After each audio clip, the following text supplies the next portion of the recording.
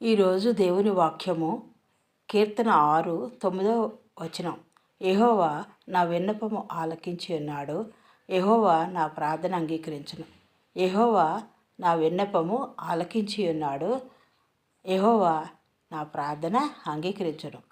మనము ఏ విషయంలో ప్రార్థిస్తూ ఉంటామో, ఏ విషయంలో విన్నపాలు ఆయనకి చెప్తూ ఉంటామో, మొరపెడుతూ ఉంటామో, ఆ మొరలన్నీ ఆయన ఆలకించి ఆ విన్నపాలన్నీ అంగీకరించి ఆయన జవాబిచ్చు దేవుడై ఉన్నాడు. అంగీకరిస్తాడట, ప్రార్థన అంగీకరిస్తాడట.